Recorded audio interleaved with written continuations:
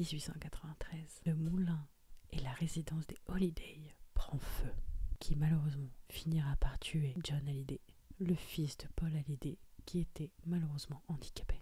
Une certaine Lizzie, étant connue pour ne pas porter cet enfant dans son cœur, fut soupçonnée d'avoir mis le feu à ce fameux moulin et du coup d'être responsable de la mort de ce jeune homme.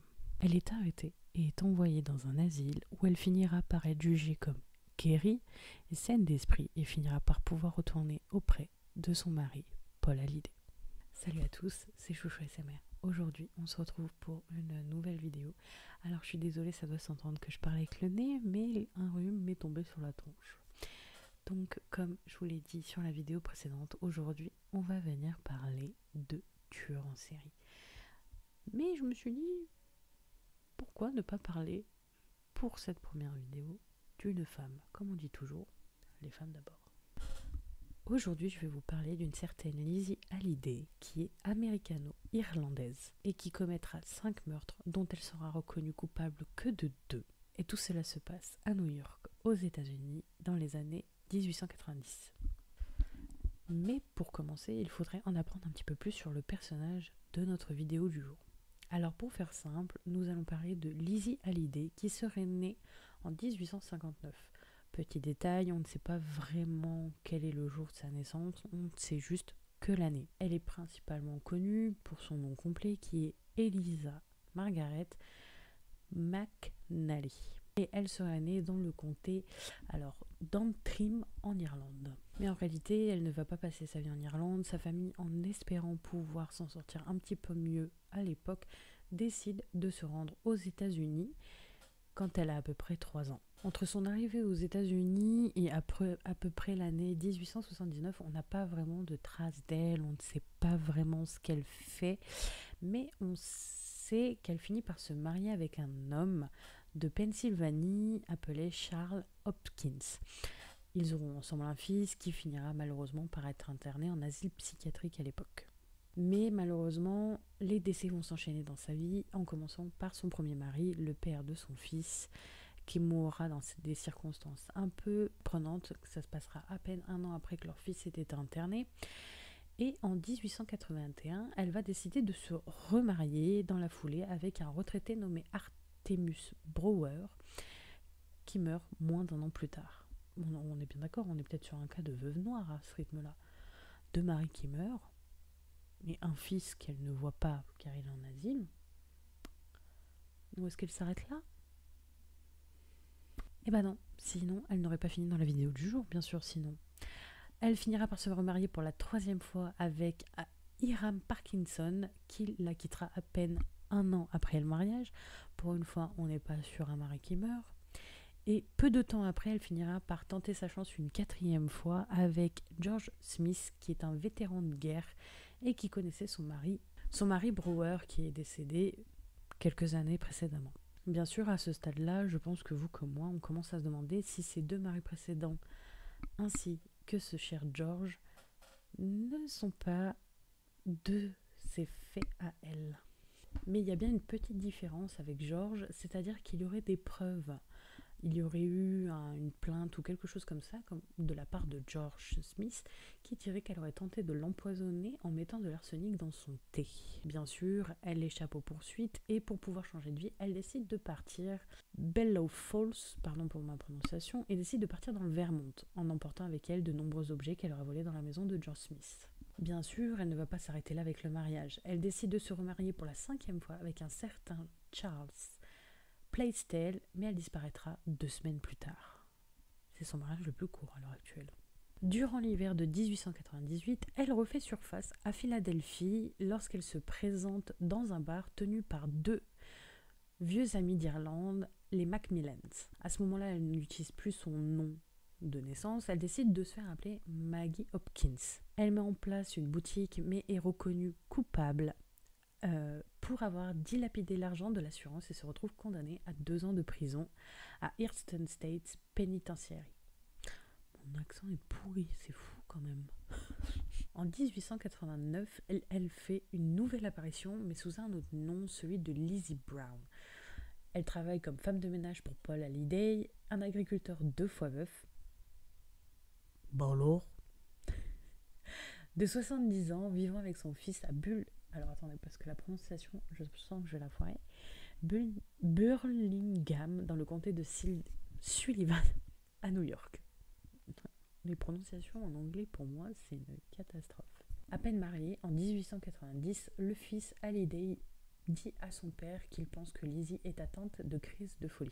Durant les 2 prochaines années, Lizzie va être soupçonnée d'avoir mis le feu au moulin de la famille. Durant les 2 prochaines années, Lizzie va finir par être soupçonnée d'avoir mis le feu au moulin ainsi qu'au domicile de la famille, qui d'ailleurs dans cet incendie tuera le fils Hallyday. Était atteint de maladie mentale. On n'en sait pas vraiment plus au final sur Paul et son fils. On sait juste que voilà, c'était le 5e ou 6e époux, je les compte même plus, de Lizzie, et que en réalité, fils de Paul ne s'entendait pas du tout avec Lizzie. La preuve, il l'accuse même de coup de folie, pour être précis. Je crois que je vous ai dit crise de folie, mais c'est coup de folie, qui, d'après ses mots. Mais il faut savoir que cette famille, elle va pas s'arrêter que là, parce qu'elle va finir par leur voler des chevaux. Elle va voler des chevaux pour essayer de les ramener dans une autre ville. Donc le nom de la ville, c'est Newburgh, encore à New York, à l'aide d'un voisin afin de les vendre. Mais elle finira acquittée par rapport à cette histoire pour coup de folie. Bah dis donc, c'est répétitif chez elle là. Donc, comme je vous ai parlé du fameux incendie, il faut savoir que Lizzie avait fini par être arrêtée. Elle sera envoyée dans un asile parce qu'elle sera jugée coupable de ce fameux incendie qui aurait fini par tuer du coup John Hallyday. Mais elle finira par être déclarée comme guérie et apte à être libérée. Et elle retournera auprès de son mari, Paul Hallyday. Je serais à la place du mari, je ne l'aurais pas récupéré. Elle a quand même tué mon fils. Mais bien sûr, toutes ces histoires macabres ne s'arrêtent pas.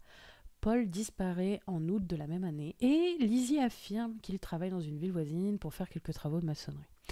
Plusieurs voisins, ayant des soupçons sur cette histoire, décident de prévenir la police de leurs soupçons et un mandat de perquisition est obtenu le 4 septembre de la même année. Et malheureusement, on va découvrir bien plus que ce qu'on espérait. On va retrouver le corps de 2 femmes qui furent retrouvées enterrées dans la grange. Et les 2 femmes abattues, ce n'est pas n'importe qui, car ce sont ses cousines Macmillan, de la famille irlandaise qu'elle avait rejoint quand elle avait refait surface quelques années précédemment. Elles sont connues sous le nom de Margaret et Sarah Macmillan, qui étaient en fait 2 New-Yorkaises qui étaient venues en gros rendre visite à Lizzie et qui séjournaient dans la région de Philadelphie. Le petit problème au sujet du meurtre des 2 femmes, c'est qu'en fait on n'en saura pas plus, car Lizzie, lors de ses interrogatoires, se comporte de manière erratique, déchirant ses vêtements et parlant de façon incohérente. Elle est quand même placée en garde à vue et certains pensent qu'elle simulait la folie. Mais bien sûr, on ne va pas retrouver le corps que des 2 femmes Macmillan, on va finir par retrouver sous le plancher de la maison le corps de Paul, totalement mutilé. Et comme on s'en doute bien, Lizzie l'avait abattu. Sûrement parce qu'il avait réellement des soupçons dus à la mort de son fils. Et je pense qu'il avait peut-être dit à Lizzie à l'époque qu'il souhaitait qu'elle s'en aille, qu'il divorce ou quelque chose comme ça. Et peut-être qu'à ce moment-là, elle ne l'a pas supporté. Lizzie finit par être inculpée et son procès se tiendra à la prison du comté de Sullivan à Monticello. Monticello, c'est cool aussi, non? New York.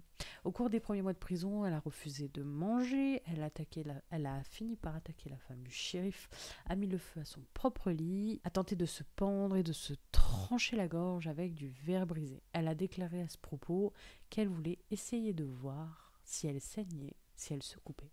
Ses joailliers ont fini par être forcés de l'attacher au sol au cours des derniers mois. Une fois en prison, Lizzie reçut une couverture médiatique assez importante, nationale, avec son histoire sensationnelle aux multiples épisodes apparaissant à travers tout le pays, sur tous les tabloïds du pays. Le New York Roll dépeint le cas de Lizzie sans précédent et presque sans parallèle dans les annales de la criminalité. Elle fait également la couverture de World avec une entrevue menée par la journaliste Nellie Bly. Lizzie raconte son précédent, ses mariages, fait que Bly finira par confirmer par la suite Une autre source utilisée par les journalistes était... Il y a une autre source que les journalistes vont utiliser pour en savoir plus sur notre chère Lizzie, c'est tout simplement Robert Hallyday, un des autres fils de Paul Hallyday. Le shérif du comté de Sullivan a commencé une nouvelle vague de spéculation en disant à la presse que Lizzie était probablement liée au meurtre de Jack l'Éventreur, bien qu'aucune connexion n'ait jamais été faite. Alors aux dernières nouvelles, si je me souviens bien, Jack l'Éventreur c'était en Angleterre. Alors notre cher shérif a peut-être un peu dit des bêtises parce qu'aux dernières nouvelles, Jack l'Éventreur, ça se passe en Angleterre, alors que là notre histoire se passe à New York. Petit souci, non? Bien sûr, la révélation de ses 5 mariages précédents avant d'épouser Paul Hallyday, de la mort de 2 de ses maris en moins d'1 an après leur mariage et de sa tentative d'empoisonnement sur le 3e mari conduit la presse à la croire responsable d'au moins 6 morts. Je vous ai dit 5, je pense qu'on est même un peu plus au final. Le New York Times déclare en juin 1894 que ces hommes soient morts de mort naturelle ou assassinés, personne ne le sait. Lizzie fait également une révélation à Robert Hallyday d'avoir tué et réussi à dissimuler le crime d'un de ses maris à Belfast. Je suis un peu choquée quand même. Il y a des gens qui ont eu des confessions et qui clairement où elle leur dit qu'elle a tué telle ou telle personne. Il n'y en a aucun qui l'a dénoncé à la base. Le 21 juin 1894, Lizzie Hallyday est reconnue coupable par le tribunal Hoyer and Terminer du comté de Sullivan pour le meurtre de Margaret Macmillan et de Sarah Jane Macmillan. Elle est devenue la première femme à être condamnée à mort par chaise électrique à New York. Mais le gouverneur Roswell P. Flower commu sa peine à de l'emprisonnement à vie dans un hôpital psychiatrique après qu'une commission médicale ait déclaré sa folie. Lizzie Hallyday finit par être envoyée à la Matawan State Hospital for the Criminally Insane où elle a passé le reste de sa vie. En 1906, elle tue une infirmière. Allez, un de plus. Nellie Wickes en la poignardant à 200 reprises avec une paire de ciseaux. Mais c'est plus de la folie là. C'est violent 200 fois. Elle finira par s'éteindre le 18 juin 1918 dans The State Hospital machin. D'accord, parce que le nom est trop long. Des suites de vieillesse, d'après ce que j'ai compris. Alors c'est un cas un peu particulier parce qu'en fait quand je faisais mes recherches sur des tueurs, je voulais essayer de trouver des cas qu'on n'entendait pas trop. Et j'avais été assez surprise quand je l'avais lu parce qu'en fait c'est quand je faisais mes recherches, c'est la toute première femme, c'est le premier nom qui est apparu.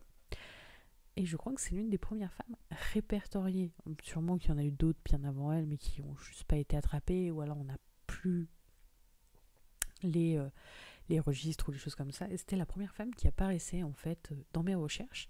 Je me suis dit, on va jouer le jeu, on va présenter une femme en premier, et puis la prochaine fois je ferai un homme, puis je referai sûrement une femme, mais un homme, une femme, un homme, si j'en fais d'autres. Mais je trouvais son cas un peu semblable de beaucoup d'histoires qu'on voit un peu dans les films, où on est sur une histoire de veuve noire, clairement. Alors, on ne sait pas trop si Lizzie a fait ça pour l'argent, ou s'il y avait vraiment ce côté je suis folle, donc je fais ça parce que c'est mon esprit qui me dit de le faire. On ne le sait pas vraiment, parce qu'au final, c'est une histoire qui... Il y a beaucoup de documents en fait, qui se sont perdus avec le temps, on n'en sait pas plus... Ça a été un peu compliqué de retracer tout ça, mais c'est le peu d'informations que j'ai pu trouver. Mais je trouvais l'histoire assez impressionnante parce qu'à la base, on est sur une histoire de veuve noire. Mais au final, on se rend compte qu'il n'y a pas que ses maris qu'elle tuait, parce qu'elle a 2 de ses cousines, elle a tué l'un des fils de son mari, et elle finit même par tuer une infirmière. Donc dans le fond, c'est que moi je pense que c'était juste une petite psychopathe en herbe et que la folie, c'était bien facile à l'époque de pouvoir l'utiliser en fait. En tout cas, si cette vidéo vous a plu, n'hésitez pas à laisser un petit pouce bleu, ça fait toujours plaisir. Et à laisser un commentaire, ça aide un peu la chaîne. Je ne sais pas encore quelle sera la vidéo dans la prochaine vidéo que je ferai. Est-ce que je pars sur une histoire de fantôme? Est-ce que je repars sur une créature? Ou est-ce que je repars sur un meurtrier? N'hésitez pas à me dire en commentaire ce que vous préférez sur les 3. Mais le 31, je pense savoir ce que je vais faire. j'aimerais bien vous parler de ce fameux tueur en série. La vidéo sera un petit peu longue parce que là-dessus, par contre, on a beaucoup d'informations sur lui. Et j'ai envie de faire un truc très sympa, surtout que ça pourrait être le sujet d'une prochaine série sur Netflix. Et je trouve ça très intéressant, surtout du point de vue psychologique, essayer de comprendre comment fonctionnent ces gens. Parce que je pense qu'on a tous une petite part en soi, un peu psychopathe, hein, même pas, voilà, hein, quand on a envie de papouiller son chat pendant plus de 3 heures, venez me dire qu'on n'est pas un psychopathe. En tout cas, si cette vidéo vous a plu, comme je vous l'ai dit, n'hésitez pas à laisser un petit pouce bleu et à mettre un commentaire, ça fait toujours plaisir. Et n'hésitez pas à vous abonner, ça soutient la chaîne. Et on se retrouve demain pour la suite du programme. Donc sur ce, je vais vous laisser. Je vous fais plein de gros bisous. Et à demain!